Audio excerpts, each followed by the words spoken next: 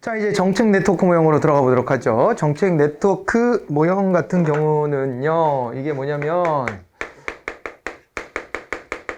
정책 의제 설정할 때, 누구 뭐, 일부가 하는 게 아니라, 이게 이제 여러 부류가 같이 모여서, 의제 설정 과정에 영향력 행사한다. 이렇게 보는 거죠. 이게 정책 네트워크 모형이 되겠습니다. 여기서 보면 이제 이렇게 구분했었죠? 미국 쪽에서 먼저 연구가 있었고, 영국으로 좀 건너가고 그랬는데, 미국에서 보면은 이게 이제 하위 정부 이론이 있었습니다. 하위 정부 모형이라고 하는 게 있었죠. 이게 이제 1960년대에 있었던 연구고, 이게 이제 70년대 후반이 되면은 이게 말이죠. 해클로라고 하는 학자가 등장해가지고, 해클로가 이슈 네트워크라고 하는 이슈 네트워크 모형을 제시를 했죠. 그런데 이게 하위 정보 모형을 비판하면서 등장한 거예요. 그런데 이걸 가지고 다시 영국의 로즈라는 학자가 이거를 또 반박을 한 거 아닙니까? 그래가지고 나온 게 정책 커뮤니티,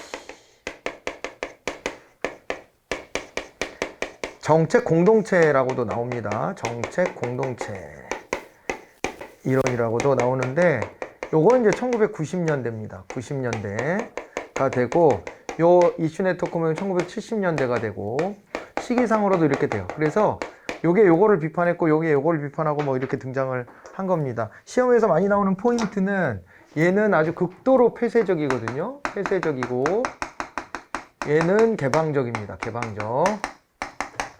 그리고 얘는 다시 폐쇄적이죠. 폐쇄적이다 이렇게 봐야 되고요. 핵심만 딱 집어서 말씀드리면, 이 이슈 네트워크 모형 같은 경우에는 얘는 있잖아요. 경쟁이 중요해요. 경쟁을 통해 가지고요. 여기서 이제 네거티브 썸 게임을 하죠. 네거티브 썸 게임을 한다 이렇게 봐두시면 됩니다. 그런데 여기는 이제 협력이에요. 협력 관계가 형성이 돼 가지고 협력을 통해서 포지티브 썸 게임을 한다. 요게 이제 대비가 되는 거예요. 네. 그리고 또 하나 보자면은 얘는 이제 이슈 네트워크는 일시적이에요. 그런데 얘는 어때요? 정책 커뮤니티는 여기는 이제 지속성을 가지고 있다라고 하는 거거든요. 상대적으로 지속성을 가지고 있다. 이런 게 이제 중요한 포인트가 됩니다. 요것만 딱 봐도 느낌이 탁, 그죠? 회상이 다시 되시죠? 네, 그렇게 보시고. 그리고 하위 정보 모형은요. 얘는 이제 시험에서 또 이제 잘 물어보는 약점 포인트가 뭐냐면, 여기에 이제 이익 집단이 있잖아요. 특정 이익 집단이에요, 진짜. 특정 이익 집단이 있고, 이익 집단도 교체가 잘 안 됩니다. 그냥 원래 여기에 영향력을 가졌던 이익 집단. 그리고 여기가요, 이제 의회예요, 의회인데 의회 의원입니다. 의원 아니면 상임위원이라고 나올 거예요. 그러니까 권력을 가지고 있는 의원들을 말하는 거예요. 의원들을 말하고, 그 다음에 여기는 이제 행정부가 되는 거죠. 정부 쪽이 되고. 이렇게 연계가 되는 거고, 얘네들이 한번 이렇게 결속력을 다지면 흔들리지 않는다. 이런 것이고요. 미국에서 이렇게 되어 있는 대표적인 데가 예를 들면 총기협회 같은 데 있잖아요. 아니면은 미국의 또 그 민간 보험사 이런 데들이 아주 대표적인 케이스로 이제 걔네들은 너무 워낙 견고하고 오래되고 하다 보니까 이제 드러나져 버린 거죠. 드러나져 버린 케이스고, 드러나지 않은 이런 또 하위 정보들이 얼마나 많겠습니까? 하위 정보 모형에 해당되는 이 네트워크가 얼마나 많겠어. 예? 그런데 이제 드러난 애들이 아까 말했던 걔네들 정도가 되는 거죠. 걔네들 정도가. 그래서 이제 그들의 이익을 침범을 못 하고 있지 않습니까? 총기를 규제해야 되잖아요. 미국 그 살만한 세상에 그게? 지금이 뭐 진짜로 무슨 뭐 서부 개척 시대도 아니고 다 총 들고 개인들이 위험천만하게 살고 있잖아요. 근데 그거를 못 끊어내는 거지. 요걸로 설명이 돼요. 요 모델로. 그죠? 국민들 그 건강보험도 오바마 때 살짝 도입했다가 다시 트럼프가 뒤집어 버리고. 이런 게 왜냐면은 또 민간 보험업계 이런 데가 로비력을 가지고서 여기를 다 장악하고 있다는 거 아닙니까? 그래가지고 건강보험 같은 거가 잘 안 돼서 가난한 사람들 병 걸리면 죽는 데잖아요, 여기가. 그 코로나 때 확인됐잖아요. 코로나가 오니까요, 사망자의 거의 뭐 7, 80%가 다 흑인 막 이런 사람들이에요. 그 계층에 대한 이 의료의 혜택의 여부가 확실하게 갈라지는 거지. 이런 구조가 되어 있더라. 왜 그게 더 심각한 거냐면 미국의 인구 구조상 백인이 한 6, 70% 될걸요? 근데 코로나 사망자의 한 70% 이상이 흑인이다. 그럼 할 말 다 한 거 아니야, 이게. 그래서 이게 건강보험 문제, 이런 게 심각한 사회 문제예요, 여기. 그런 게 안 되는 게. 어?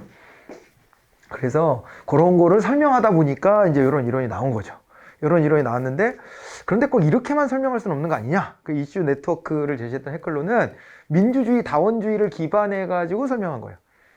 지금은 우리가 다 자기네 이해관계를 다 표출할 수 있는 기회들이 다 있는 것이다 라고 봤고, 근데 다만 이제 그렇게 표출하다 보니까 일시적으로 잠깐 동안 어떤 이슈가 있을 때 이슈를 중심으로 네트워크가 형성됐다가, 근데 그 안에서도 다 이해관계가 엇갈리기 때문에 경쟁을 하고, 그러면서 이제 네거티브성 게임을 막 하고 하다가, 그러다가 이 이슈가 사그라들면 다른 이슈로 또 모여들고, 그런 식으로 왔다 갔다 한다라고 본 거죠. 그리고 이거는 아무나, 그래서 이 이슈에는 민주주의 사회에서는 아무나 자기가 관심 있으면 다 참여할 수 있다, 이런 식으로 설명했던 겁니다. 그런데 그거보다 실제 정책의 아젠다를 끌고 가는 것은 그게 아니고 이 정책 커뮤니티다라고 얘기한 게 또 영국의 로즈입니다. 정책 커뮤니티는 아무나 들어갈 수는 없고 이른바 이제 출세한 사람들이지 뭐, 한마디로. 그러니까 우리가 뭐 어릴 때 꿈꿨던 직업군에 주로 많이 해당이 됩니다. 여기가. 그러니까 뭔가 좀 괜찮은 직업이라고 여겨지는 데들, 특히 이제 정책 쪽과 관련해서 보자면 정치인, 아니면 정책보좌관, 아니면 연구자, 학자, 교수, 이런 사람들, 또 뭐 언론사 기자, 이런 사람들, 그리고 이제 고위 관료, 이런 사람들이 다 여기 들어가는 거죠. 그런 사람들끼리의 아름아름의 네트워크가 있는 거예요. 아름아름의 네트워크. 이거는 어떤 모임을 뭐 발기인 대회를 열어가지고 우리 지금부터 이 모임을 하기로 합시다 해가지고 막 모여서 선언하고 이런 게 아닙니다. 그냥 자기들끼리 명함 주고받고 알고 지내는 거지. 알고 지내. 근데 그러다가 뭐 필요한 영역이 있으면, 아니, 내 누구를 좀 찾는데 이런 분야에 좀 정통한 사람이 있을까요? 그러면, 내가 아는 사람이 있다. 그러고 소개해주고, 그러다 보면 또 근데 두루두루 다 이제 그렇게 되는 거죠. 근데 아무나 안 껴줘. 아무나 안 껴주고, 여기는 자기들 스스로 서로 도움이 될 만한 사람들끼리만 모여요. 그래서 그거를 어떻게 세련되게 표현했냐면, 할당할 수 있는 자원을 보유한 사람들이 이 안에 들어온다, 이런 식으로 설명한 거지. 근데 한마디로 말해서 지들한테 이득이 되는 사람만 넣어주는 거예요. 지들한테 이익이 되는. 이 네트워크에 들어가라고 서울대 가라고 한 거다 그랬잖아요, 제가. 왜냐면은 서울대 출신들이 이 네트워크에서 핵심적인 역할들을 하기 때문에, 그렇기 때문에 연고대만 가도 많이 배제됩니다. 실제로 이 네트워크에서 핵심적인 영역에서는. 그래서 그런 거 하라고 한 거고, 아니면 그것이 아니면 전문 직업군으로, 그쪽 군으로 들어가야 되는 거죠. 아예. 예. 그렇게 들어가야 되는데 그러기가 쉽지가 않죠. 그러니까 이 기득권층이라는 거예요, 한마디로. 예. 그거를 설명한 겁니다. 그러다 보니까 얘랑 맞서는 거지. 이 이론은 아무나 다 들어갈 수 있다는 거고, 여기는 그거 안 된다. 눈에 보이지 않는 유리 장벽이 있다, 이렇게 보는 거죠. 그래서 자기네들끼리의 관계를 돈독히 유지하면서 협력하면서 포지티브성 게임을 한다. 그런데 문제가 어렵게 나왔을 때는 어떻게 나왔냐면, 이 안에서도 정책 대안을 둘러싸고서는 서로 갈등한다. 그건 맞는 얘기입니다. 앞으로 어떤 방향으로 나아가야 된다. 이 미래 비전은요, 다 생각이 다를 수밖에 없어요. 그래서 그런 걸로는 갈등이 있기도 하지만 궁극적인 건 아니에요. 궁극적으로는 그렇다고 이 판을 깰 정도까지 가진 않지. 그래서 서로 대안은 다르게 제시할 망정, 그래도 전체적인 틀은 유지하면서 간다. 이거를 기억해 놓으시면 다 맞출 수 있어요. 자, 한번 가볼까요? 정책 네트워크에 대한 설명 옳은 것. 정책 공동체, 정책 커뮤니티가 나왔습니다. 여기 참여자는 하위 정부에 비해서 제한적이다. 그렇지는 않지. 그러니까 하위 정부가 제일 제한적이지 않겠어요? 딱 봐도. 그잖아요. 여기는 이익으로 똘똘 뭉친 인간들이야, 여기는. 그잖아요. 자기들끼리 서로 도움이 돼서 똘똘 뭉쳐 있는 거예요. 미국은요, 대놓고 의원들이요, 정치 자금도 받을 수 있잖아요. 우리나라는 안 돼. 우리나라는 안 되는데 미국은 돼. 미국은 돼요. 대놓고 줘. 응? 그래서 이제 그런 식의 관계가 아주 돈독합니다, 여기는. 그렇게 되어 있어서 이거에 함부로 누가 들어가기가 어려워요. 얘도 폐쇄적이면 얘는 더 폐쇄적이에요. 정책 공동체는 일시적이고 느슨하다 그랬지만은 그렇지 않습니다. 일시적이고 느슨하다면은 이건 이슈 네트워크 쪽으로 가져야 되겠죠. 그 다음에 이슈 네트워크에서는 비교적 소수 엘리트들이 협력해서 특정한 영역의 정책 결정을 지배한다. 이것도 틀린 얘기죠. 네, 이것도 이게 차라리 뭐 이렇게 된다면은 요거는 오히려 이제 그 하위 정보 모형이나 이런 쪽에 더 가까운 얘기지, 요것이 이슈 네트워크가 될 수는 없죠. 하위 정부의 주된 참여자는 정부 관료, 선출직 의원, 이익 집단이다 그랬는데 어때요? 정부 관료, 맞나요? 네, 맞죠? 선출직원 맞네? 그리고 이익집단 딱 맞네. 그죠? 쉽게 답이 4번이 됐습니다. 74번으로 갑니다. 옳지 않은 거래요. 자, 정책 네트워크에 참여자는 정부뿐만 아니라 민간 부분까지 포함이 되더라. 이렇게 했는데, 민간 부분까지 포함이 됩니까? 안 됩니까? 되잖아요. 다 민간들도 여기 안에 다 들어갈 수 있게 되어 있었고, 아니죠. 잘못 읽었다. 정책 공동체에 비해서 이슈 네트워크는 제한된 행위자들이 정책 과정에 참여하며 경계 개방성이 낮다. 이렇게 되어 있는데요. 이슈 네트워크가 제한된 행위자들이 정책 결정 과정에 참여한다. 이게 틀렸네요. 이슈 네트워크는 제한이 거의 없다. 이렇게 보셔야 됩니다. 관심 있는 사람 누구나 다 참여할 수 있더라. 이렇게 보셔야 됩니다. 그리고 경계 개방성이 낮다. 이렇게 했는데 이것도 틀렸죠. 그냥 거꾸로 하면 됩니다. 그러니까 이슈 네트워크에 비해 정책 공동체는 이렇게 말했다면 맞는 표현인데 이거는 이제 앞뒤가 뒤바뀌었죠. 그 다음에 해클로는 하위 정보 모형을 비판적으로 검토했죠. 정책 이슈를 중심으로 유동적이며 개방적인 참여자들 간의 상호작용 현상을 묘사하기 위해서 이제 대안적 모형을 제시했는데 그게 바로 이슈 네트워크 모형이 되겠습니다. 이슈 네트워크 모형. 자, 그리고 하위 정보는 선출직 위원, 정부 관료, 그리고 이익 집단의 역할에 초점 맞춘다. 또 나왔네요. 그죠? 네. 2번이 답이었고 75번으로 갑니다. 또 비슷한 문제 유형이죠.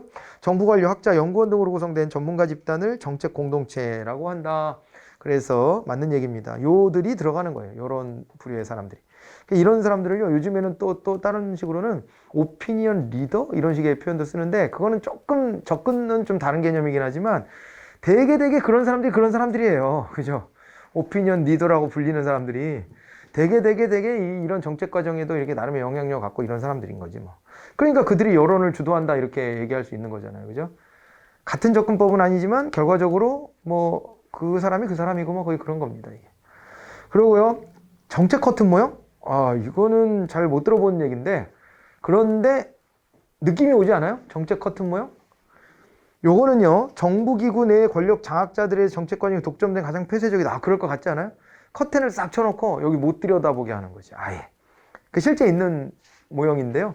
자주 언급되는 애는 아닙니다. 이슈망이 요거죠? 이슈 네트워크를 이슈망이라고 부르는 거예요. 이슈망은 유동적이고 불안정적인 일시적인 망이죠. 특정한 경계가 따로 존재하지 않는다. 이렇게 나와 있고요. 그 다음에 정책 네트워크는 네거티브성 게임을 한다. 아니, 이거는 그렇게 말하면 안 되지. 정책 네트워크는 이걸 다 통칭하는 말인데? 그잖아요. 정책 네트워크는 이 세 가지 유형을 다 통칭하는 말이에요. 거기다가 뭐 아까 정책 커튼 모형이니 뭐 이거 다 포괄하는 건데. 그런데 정책 네트워크가 갑자기 네거티브성 게임이다. 이렇게 하면 틀린 얘기예요. 네거티브성 게임 고르려면 이슈 네트워크라고 해야지. 정책 네트워크라고 하면 안 되고. 됐지요? 그리고 뒤에 포지티브성 게임이다 그러면은 그거는 또 이제 정책 커뮤니티로 가야 되고. 그래서 이것도 쉽게 4번으로 찾을 수 있겠네요. 그죠? 이렇게 정리를 하도록 하겠습니다. 자, 그리고 아까 잠깐 언급해드렸는데 정책 참여자에 대한 얘기가 나왔습니다. 우리나라 정책 과정 참여자에 대한 설명을 옳지 않은 걸 찾아라 그랬습니다. 1번 사법부는 정책 집행으로 인한 사회적 갈등 상황이 야기됐을 때 판결을 통해서 정책의 합법성이나 정당성을 판단한다. 그랬는데 그럴 수 있는 거죠. 그럴 수 있는데 그런데 사법부는 원래 뭘 하는데요? 재판만 하나요? 재판만 하는 건 아니에요. 여기도 뭐 조정도 하고요. 예, 여러 가지 명령도 하고 합니다. 다양한 기능이 있어요. 그래서 판결만 하는 건 아니에요. 판결만 하는 건 아닌데 주로 우리가 떠오르는 건 판결이죠. 재판의 형식으로 가는 경우가 제일 먼저 떠오르죠. 근데 재판이라는 게 원래 시간 비용도 많이 들고 정서적으로도 굉장히 힘든 일이라 법원에서도 그 재판을 피할 수 있는 방법들을 여러 가지를 가지고 있어요. 그러게는 돼 있지만 궁극에는 재판이 주된 기능이죠. 그래서 판결을 통해 이런 얘기가 나왔고 합법성이나 정당성을 판단한다. 그거는 맞는 얘기가 되는데요. 우리 저 사법부가 나오면요. 항상 뭐는 경계해야 되냐면 이런 거 있잖아요. 이게 예를 들면은 이런 거 있거든요. 그 정책을 했을 때 이 정책이 옳으냐 그르냐에 대한 판단 그런 거를요. 법적인 차원에서만 해요. 그러니까 이게 법에 부합하냐 아니냐, 위법성 여부 이런 건 따지거든요. 근데 부당하다 아니다, 부당 이 여부는 따지지 않아요. 법원에서는 자기네가 그런 것까지 따질 권한이 있는 게 아니에요. 이거 말고 다른 가지 그랬어. 대안 B가 더 나았네. 왜 이랬지? 이런 식으로는 못해. 그래서 여기는 지금 뭐라고 했냐면 합법성이라고 그랬죠. 그래서 위법성 여부를 따지는 거예요. 위법이냐 합법이냐. 요건 따집니다. 위법이면 정당성이 없잖아요. 그죠? 그래서 정당성이라는 표현 쓸 수 있어. 근데 여기 만약에 부당성 여부를 따진다. 그런 식으로 하면 틀리는 거예요. 사법부에 대해서. 알겠죠? 부당성 여부는 따질 수 있는 권한은 없다. 국회는 국정조사나 예산심의 등을 통해서, 국정조사 알죠? 국정조사는 뭐라 그랬냐면은 1년에 한 번씩 우리가 예산안 절차에 들어갔을 때, 그죠? 예산안과 관련해서 국회로 공이 넘어오기 직전에 국정조사 한 번씩 해서 정부가 지금 뭘 하고 있는가? 작년에 줬던 예산 잘 쓰고 있나? 이런 것들을 한번 들여다보도록 하는 것인데, 다만 그거를 이제 정기국회 9월 1일 날 열리기 전에 맞춰라 이렇게 돼 있지만은 본회의의 의결을 통해서 이제 정기국회 기간 중에 여는 쪽으로 항상 하고는 있다. 어쨌거나 뭐 여는 시기는 원칙은 그러니까 8월 달까지는 열어야 되는 건데 그때 안 열고 9월, 10월에 한다. 근데 그거 위법은 아니에요. 예, 의원들이 합의하면 그렇게 열 수 있게 해놨거든요. 그런데 통상 그렇게 연다. 이건 참고 삼아 기억해 놓으시고, 원래 원칙은 정기국회 9월 1일 날 열리기 전에 맞춰야 된다. 이게 원칙이긴 합니다. 아무튼 그런 건데, 요런 거를 요런 거나 아니면 예산심의를 통해서 행정부를 견제하죠. 그죠? 행정부 견제하고, 예산심의를 해가지고 막 삭감하니까, 그죠? 예, 뺄 거 빼고 막 이렇게 할 수 있는 권한이 있으니까 행정부 견제하는데, 국정감사나 대정부 질의 등을 통해 정책 집행 과정을 또 평가하는 것도 한다 그랬는데, 그건 어때요? 여기 보니까 국정감사나 아니면은 대정부 질의를 통해서 정책 집행 과정 평가하는데 평가의 기능이 있나? 있는 거죠. 국정감사를 하면서 평가하는 거예요. 잘했다, 못했다. 이런 평가도 당연히 이루어지는 거고요.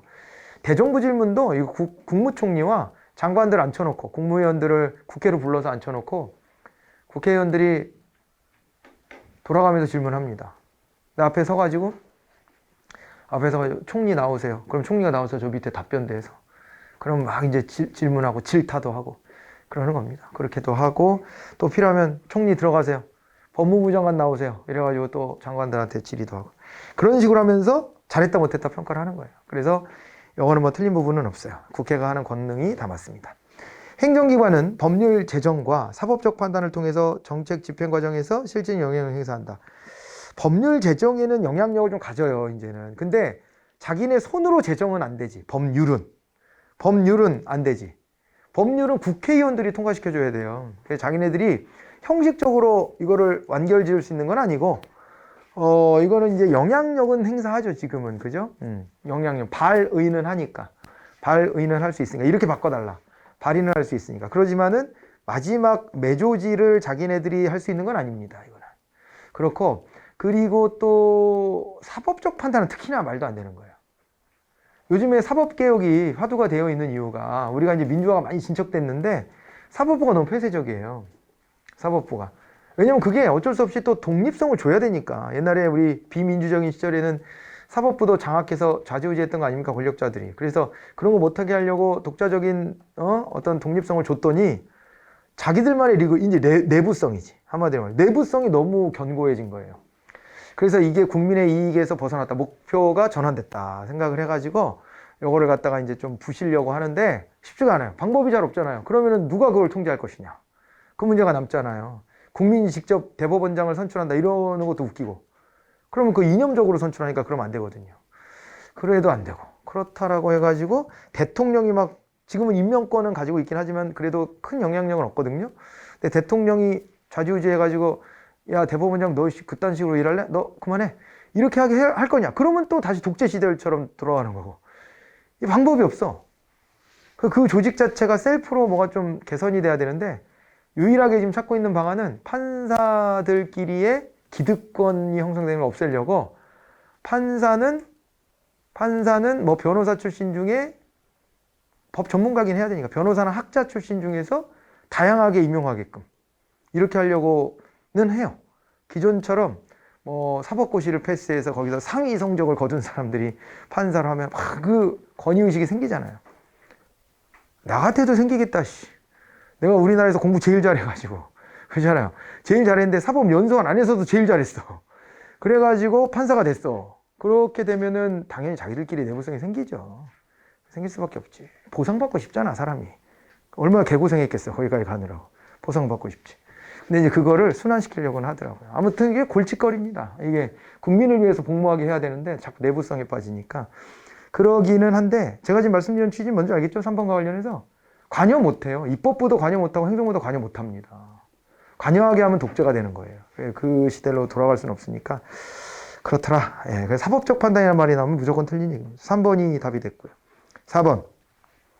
대통령, 국회와 사법부에 대한 헌법상의 권한이 있다는데 국회에 대해서는 어떤 권한이 있나요? 국회에 대해서 행하는 권한이야 뭐 대통령이 어떤 권한이 있나? 국회의장 임명하나요? 아니에요. 그런 건 없어요. 뭐가 있나요? 제일 대표적으로 떠오르는 건 초등학교 때부터 배웠던 거부권이겠지. 법률을 여기서 통과시키면은 거부권을 행사할 수 있다. 이런 게 있고요. 그 다음에 또 아까도 말씀드렸지만은 정부가 법률안을 제안할 수 있잖아요. 그죠? 그런 것도 영향력이 좀 있는 거고. 그렇지. 그런 것이 있고요. 그런 것이 있고. 그리고 대통령이 사법부에 대해서 행하는 권한, 아까 말씀드렸지만 대법원장이나 대법관을 임명할 수 있는 권한은 있어요. 임명할 수 있는 권한은. 그러기는 한데 그 이상의 관여를 하지는 못하게 이렇게 막아놨죠. 근데 그걸 뚫고 전 정부 때 청와대하고 사법부가 내통을 한 거 아닙니까? 그런 사건이 사법농단이라고 불리는 그 사건이 지금도 재판하고 있잖아요. 그런 사건이 있는 거예요. 그래서 그런 짓을 하면 안 되는 거예요. 그건 국민의 이익이 아니라 권력자 비위를 맞추고 사법부가 딜을 쳐서 자기네들이 원하는 걸 또 얻으려고 한 거거든요. 자기들끼리의 어떤 이익 때문에 한 거예요. 그래서 이제 그런 일이 적발됐으니까 큰 사건이 된 거죠. 큰 사건이 된 거고. 아무튼 이제 그런 상황인데 대통령이 원래대로 헌법상의 권한은 임명만 하는 거예요. 임명만. 그 정도 권한. 그렇게 보시면 되겠습니다. 자, 그리고 또 뒤에 행정부, 주요 공직자에 대한 임면권. 여긴 임면이라고 나왔죠? 행정부에 대해서는요, 자기 부하예요, 다. 그래서 대통령 행정부의 수장으로서 임명도 하지만 면직을 시킬 수 있는 권한도 있어요. 면직의 종류에는 우리가 의원 면직도 있고 직권 면직도 있잖아요. 그래서 면직도 가능하기 때문에 요거는 임면권이라고 이렇게 나와 있는 겁니다. 근데 대법원장에 대한 임명권이 있다 이러면 틀려요. 임면은 안 되고 임명권이라고 해야 돼요. 그건 임명만 할 수 있는 거. 그렇게 봐야 됩니다. 자, 임명권을 통해서 정책 과정의 주도적 역할을 수행한다. 이렇게 봐두시면 되겠네요. 3번이 답이 됩니다. 자, 그리고 이제 지나가 볼까요? 그 다음에 77번으로 가보도록 하겠습니다.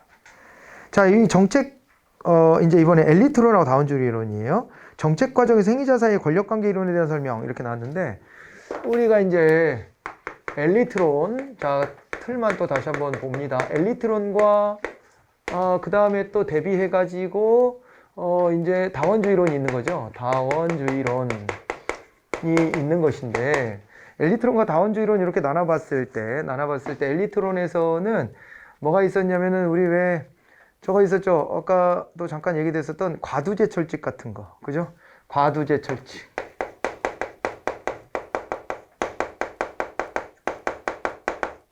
이런 것도 있었고요. 그 다음에 또 뭐도 있었냐면은 밀스의 지위접근법 이런 거 있었죠, 그죠? 예, 과두제 철칙이나 지위접근법이나,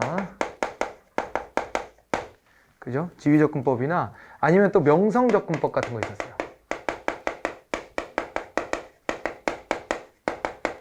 이거는 이제 명성접근법은 애틀란타시 연구를 통해 가지고, 그죠?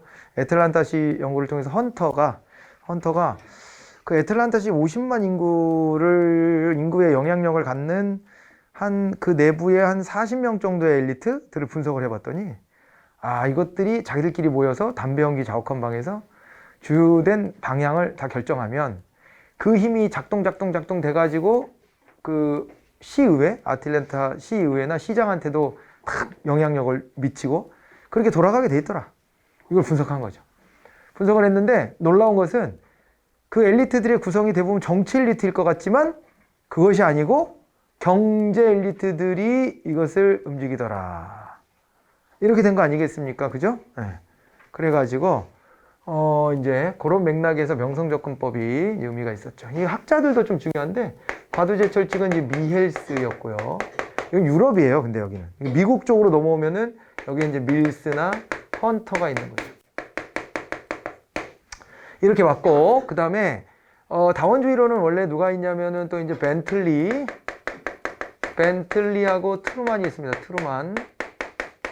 벤틀리하고 트루만인데 벤틀리 트루만에 여기 이제 이익집단론이 있는 거죠. 이익집단론 해가지고 요 안에서 보면은 이제 잠재이익집단론하고 잠재이익집단론이 있었고, 그 다음에 이익집단론에 또 뭐가 있었냐면은 또 이제 중복회원론도 있었죠. 중복회원론 이런 거를 얘기하고 있었던 것이었고요. 그런데 이제 헌터하고 이렇게 좀 맞선 학자가 있죠. 그게 이제 다알이에요. 다알은요, 명성접근법처럼 뭐 각 분야 엘리트들이 다 같이 모여갖고 담배 연기 작업한방에서 뭐 방향을 잡는다, 이거 아닌 것 같다. 왜 그러냐면 엘리트들도 영역별로 대립하더라, 자기들끼리도. 그래서 다알의 다원적 권력 이론이에요.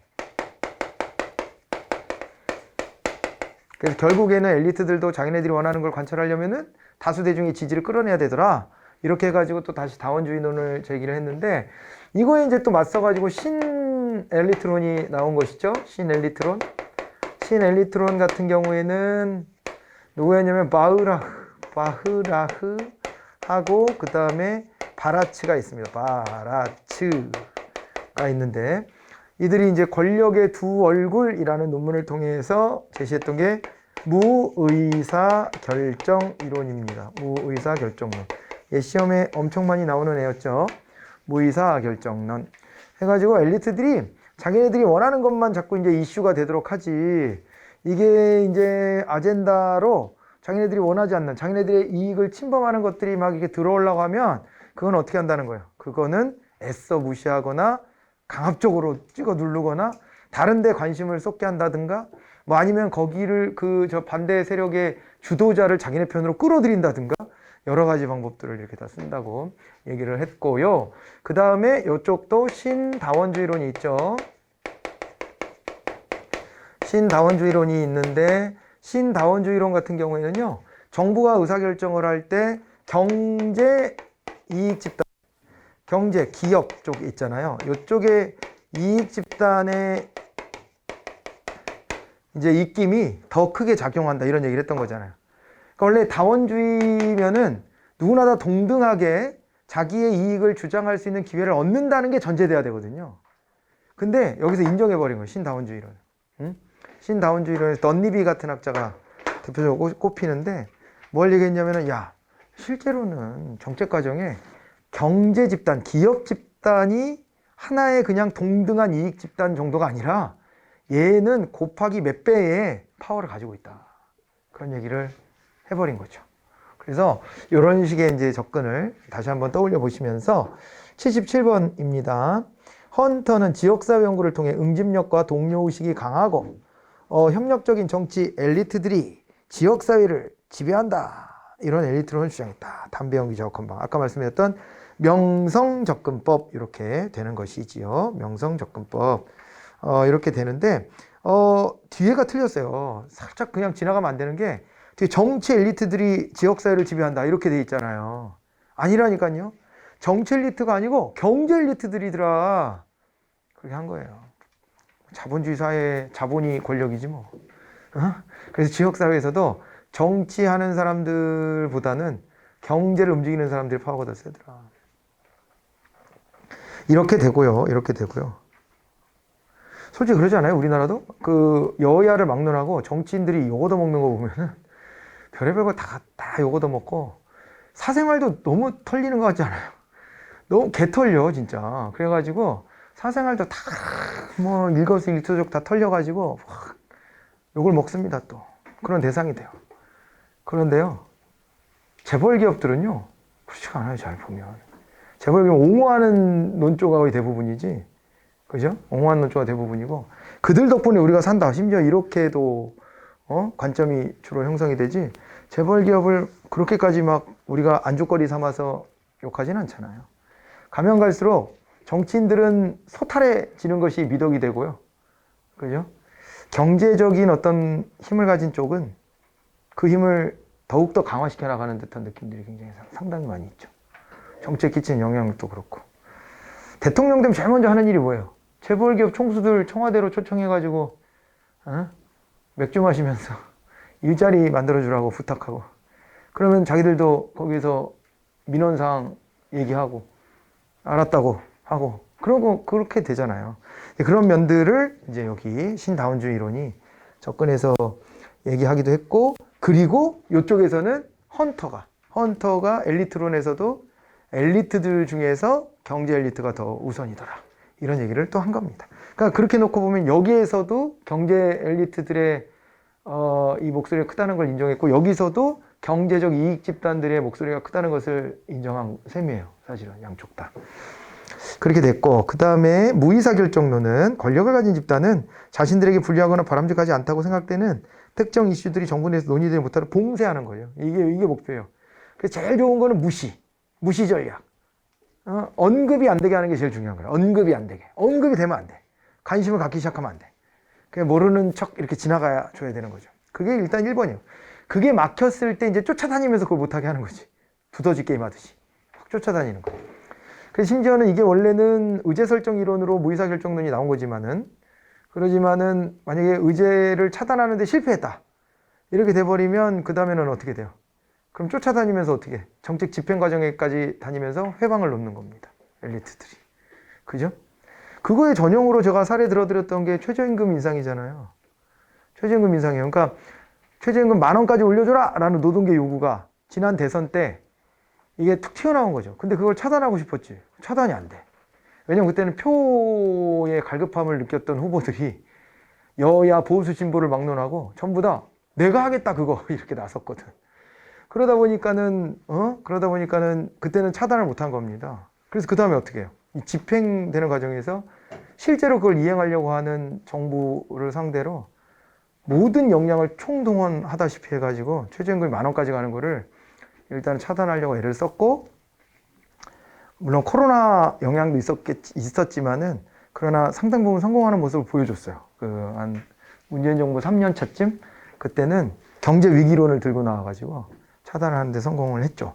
그런 거를 이 이론의 렌즈로 들여다보면 그렇게 해석이 되는 거예요.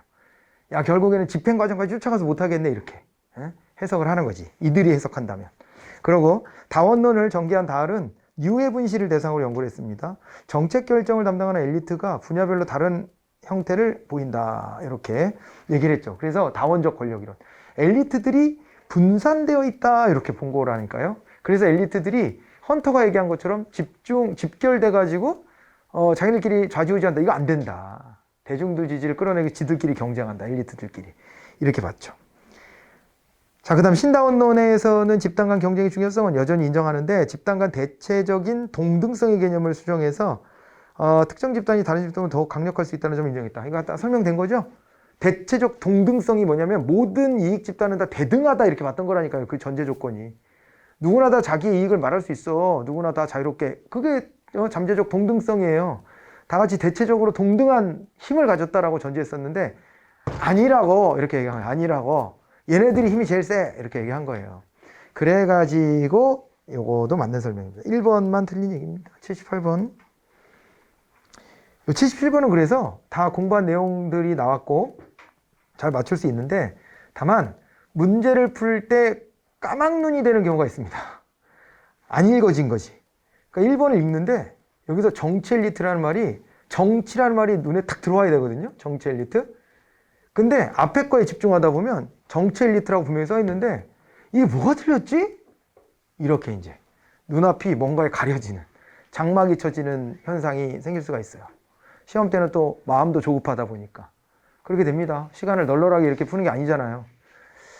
그런 걸 좀 유의하셔야 돼요. 그래서 연습이 많이 필요한 거예요. 연습을 해놓으면 이런 거 물어볼 때 요 지점을 물어보지 라고 하는 게 내 머릿속에 이제 남아있거든. 그러면 그게 보여요. 그러면 야 이거 또 뭐 정치 엘리트로 해놓은 거 아니야? 그러네, 이렇게 딱 찾아지려고 우리가 문제풀이 연습을 하는 거예요. 그렇다고 보시고. 78번. 정치체제 내 지배적 기법이나 절차가 강조돼 변화를 위한 주장은 통제가 된다. 엘리트론이잖아요, 이게. 그죠? 얘가 이제 엘리트론에 해당하기 때문에 그런 맥락에서 본다면은 1번은 맞는 얘기가 되고요. 엘리트들에게 안전한 이슈만이 논의되죠. 불리한 이슈는 거론조차 못하게 봉쇄하는 것이 목표다. 위협과 같은 폭력적 방법을 통하기도 합니다. 특정한 이슈의 등장이 방해되기도 한다. 이렇게 보시면 됩니다. 그죠? 그런 경우는 어떤 걸까요? 어떤 걸까? 저는 어릴 때 그런 거 봤는데 어른들이 말 조심해라 이런 얘기를 했어요. 저 아주 어릴 때. 전두환 때 뭐 이럴 때. 나가서 함부로 말하면 안 된다. 뭐 이런 거 있잖아요. 애들한테까지 조심해라. 그러니까 그때는 알아서 기계 만드는 거예요. 위협적 공포 분위기를 조성해 놓는 거죠. 말 잘못하면 끌려간다. 그 전에 박정희 정부 때도 막판에는 막 막걸리 보안법 뭐 그랬잖아요.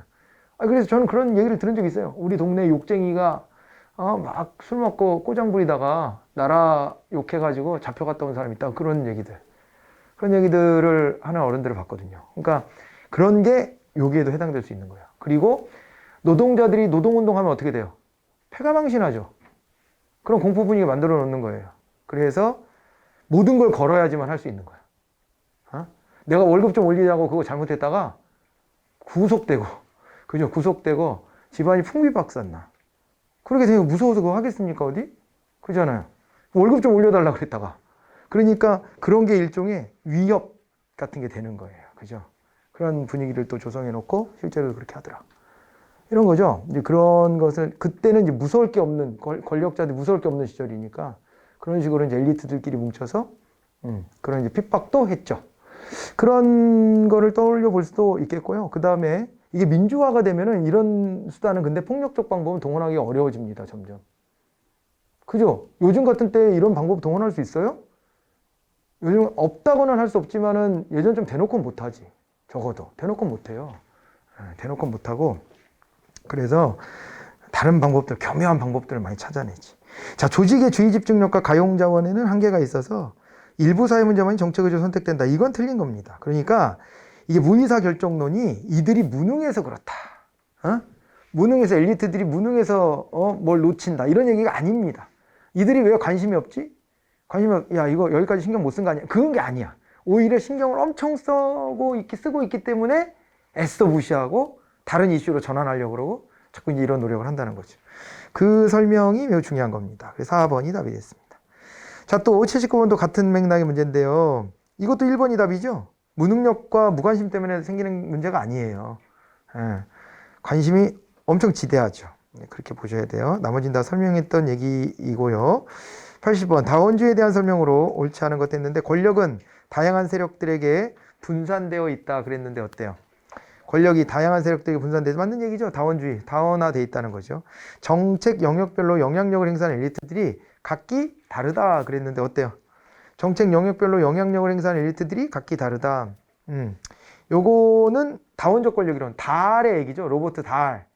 달의 얘기니까 넣어주자고요. 달의 얘기니까. 다원주의론자잖아요. 그리고 이익 집단들 간의 영향력 차이는 주로 정부 정책 과정에 대한 상이한 접근 기회에 기인한다. 이거는 틀린 거죠. 다원주의에서는요, 이 접근 기회가 동일하다라고 보는 거예요. 동일하다고.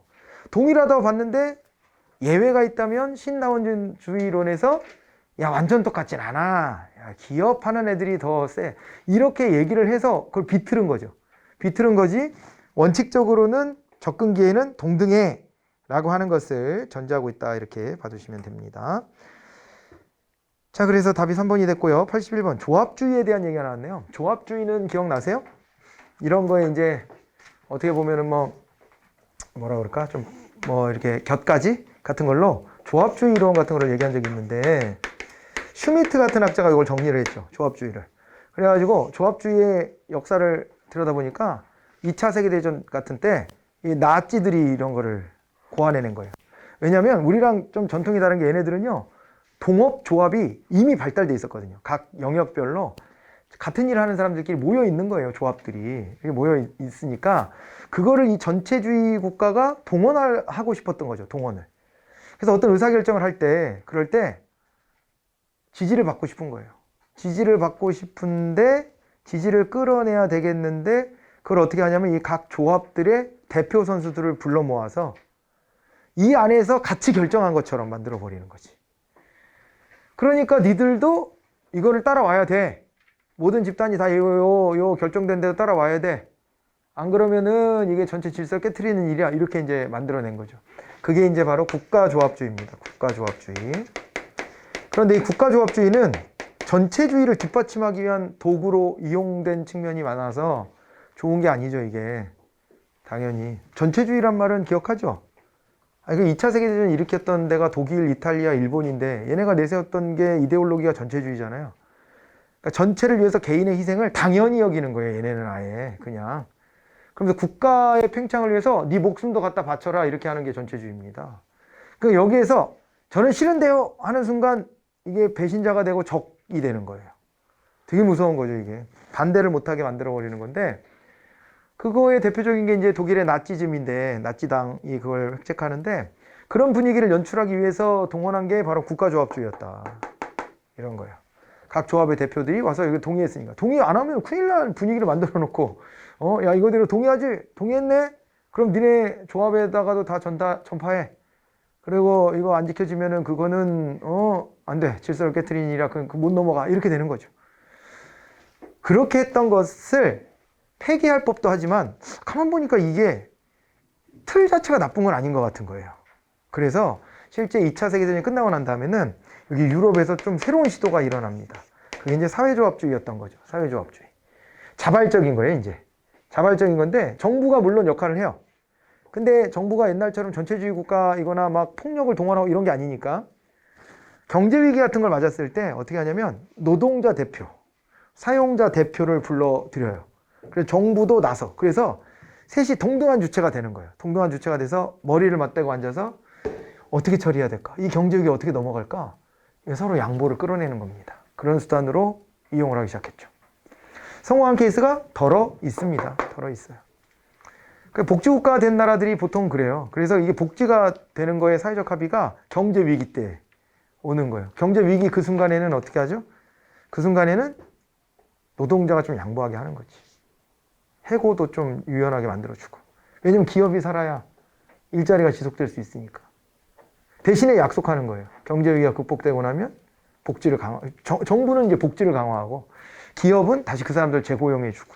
이런 것들을 막 서로 약속하는 거예요. 그죠? 그 계기가 돼서 일어선 게 뭐 스웨덴이나 아니면은 네덜란드나 이런 나라들이 다 복지 천국처럼 느껴지는 나라들이죠.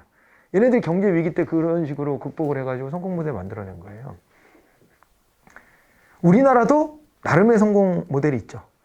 IMF 사태 때. 그때 우리가 요거를 모방해가지고 그대로 가져와서 노사정위원회를 최초로 만들고 그러고 이제 정부는 복지국가의 틀을 설계했죠. 김대중 정부 때. 그러니까 위기를 기회로 만드는 거예요. 그래서 물론 노동자 측에서 나중에 약속이 지켜진 게 없다. 그러고서 이제 불만을 품고 지금까지도 별로 관계가 회복은 잘 안 됐지만 그렇게 쭉 오다가 또 언제 한번 또 합의가 이루어졌었냐면은 작년에. 근데 물론 민주노총이 내부 구성원들을 설득하는데 실패해가지고 예쁜 결론은 안 났지만 그래도 내부에서 합의는 도출했었어요. 거기 모여서. 그러니까 이제 그런 것들이 우리도 성공 모델들이 좀 있어요. 그래서 이게 사회조합주의 이렇게 가는 겁니다. 쉽지 않습니다, 근데. 그래서 저거는 네덜란드 같은 데도 그렇고 경제가 망할 뻔했을 때 돼. 안 그러면 안 돼. 노동자들이 그러면 의심해요. 저것들이 우리를 자르려고 쉽게 해고하려고 지금 수작 부리는 거 아니야? 이렇게 생각하기 때문에 합의가 잘 안 됩니다. 아주 절체절명 위기가 와야 합의가 좀 되더라고요. 그리고요, 그렇고, 그 다음에 또 하나는 신조합주의가 또 나올 수도 있어요. 그 신조합주의가 나오면요, 이거는요, 이제 조합을 국가 내부에 있는 그 조합의 대표들만 모을 것이 아니고, 이제는 다국적 기업들이 막 활동하고 다니니까, 다국적 기업도 이 논의 테이블에 끌어들여야 된다는 주장이에요. 근데 그게 쉽나, 저게. 어렵지. 왜냐면 그게 형용 모순이지. 다국적 기업은 국가적 차원을 넘어서는 거고 조합주의는 한 국가 내의 테두리 안에서 저걸 하려고 하는 거라 쉬운 얘기는 아닌데 이런 주장이 있죠. 신조합주의는 다국적 기업도 요 안에 주체로 끼워 넣어줘야 된다. 이런 얘기를 합니다. 이거가 성공 모델이 있다 이런 건 들어본 적도 없어요. 그런데 이론은 저렇게 이제 나아가고 있다.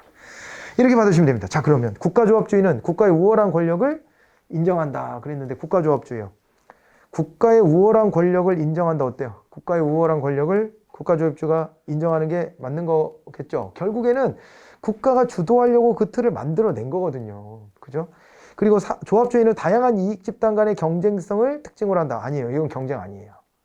이건 경쟁 아니에요. 이거는 2번은요. 이거는 조합주의가 아니라 다원주의예요.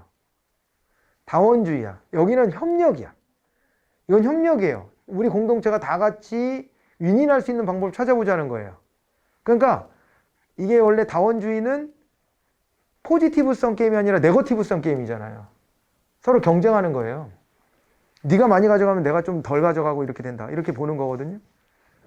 그래서 포크배럴 하잖아요, 보통. 그러다가 가끔 이제 로그롤링도 하지만 서로 이해관계가 맞아 떨어지면. 근데 보통 경쟁이거든요. 근데 조합주의는 그거 반대로 협력을 도모해요. 그래서 우리나라에서도 이 조합주의를 선호하는 쪽이 진보일까요, 보수일까요? 진보지. 진보 세력이 좋아해요. 조합주의, 조합 같은 거. 그래가지고 민주당의 의석이 많을 때 조합주의 조합법도 만들어지고요. 협동조합법이라는 게 만들어지기도 했고 주도해서 민주당이. 그래서 이 조합의 형태들이 많이 생겼죠. 많이 생겼어요. 그래서 조합원들의 이익을 동등하게 이제 취급하는 거예요. 그 전에 주식회사 같은 건 어때요? 주주의 이익이 중요하잖아요. 근데 여기 조합은요, 조합원의 이익이 중요한 거예요. 여기 구성원들이. 노동자도 다 존중되고, 소비자도 존중되고. 그래서 이런 걸 보수보단 진보가 더 좋아해요. 그러기도 합니다. 자, 그리고 볼까요? 그래서 경쟁 이런 거 아닙니다. 이런 경쟁 이런 거를 선호하는 거는 보수예요. 보수는 경쟁의 장점을 굉장히 중시하잖아요. 그런 점들에 비교를 해보시면 되고, 사회조합주의는 이익 집단의 자발적 시도로 생성이 됐다 이렇게 봐야 되고, 그리고 신조합주의는 다국적 기업이 국가와 동맹관계를 유지하면서 정책에 참여해야 된다라고 본다 이렇게 보는 거고요. 자, 그 다음에 정책 과정을 설명하는 이론의 내용으로 옳은 것이 뭐냐 그랬는데, 마지막 문제입니다. 여기까지만 보죠. 현대 엘리트 이론은 국가가 소수의 지배자와 다수의 피지배자로 구분되기 어렵다고 본다 그랬는데, 어렵다고요? 어려우면 엘리트론이 아니지. 구분이 되는 거죠. 구분이 된다라고 봐야 되고요. 엘리트 이론을 전개한 학자들이 엘리트가 주도하는 세상이 바람직하다 이렇게 보는 겁니까? 그건 아니에요. 이 사람들이 그냥 분석을 하는 거죠. 야, 결국에는 미안하지만 엘리트들이 주도해 이런 거지, 엘리트가 지배하는 사회가 좋아 이렇게 말하는 건 아니란 말이에요. 그래서 이들도 이게 안타까운 거지. 소수의 지배자, 다수의 피지배자로 구분된다. 이 소수가 끌고 가는 이 현상이 있다. 이런 걸 얘기하는 겁니다. 그리고 공공선택론이 튀어나왔네요. 사적 이익보다 집단 이익을 위한 합리적 선택에 초점을 둔다 이렇게 되어 있는데요. 그런가요? 공공선택론은요, 나오면요 이거 헷갈리잖아요. 이게 맞나? 아닌가? 그럴 때 뭐로 딱 치환하면 되냐면 경제학 이론이에요. 그냥 공공선택 이론은 경제학 이론입니다. 경제학 이론은 어떻게 돼요? 우리 자본주의 시장경제 이론은 사익이에요, 공익이에요? 무조건 사익입니다. 무조건 사익. 근데 사익을 추구하다 보니 전체 이익도 극대화 되더라. 신기하지? 그러니까 사익을 추구하자. 이렇게 해버리는 거거든요. 공공선택도 그 마인드예요. 그냥 그 집단 이익을 위한 합력선택 이런 말 쓰지 않습니다. 사적인 이익을 중시하는 거예요.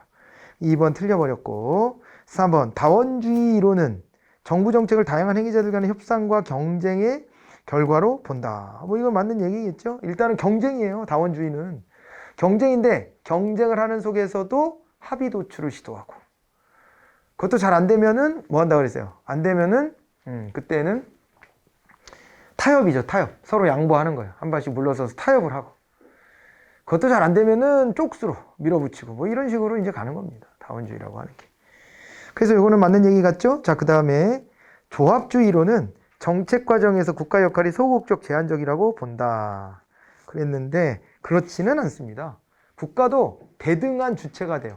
그러니까 국가조합주의 때는 너무 과도하게 국가가 우위를 점했고, 그러지만은 이제 그 사회조합주의 이럴 때도 국가가 그럼 뒤로 빠지는 거냐?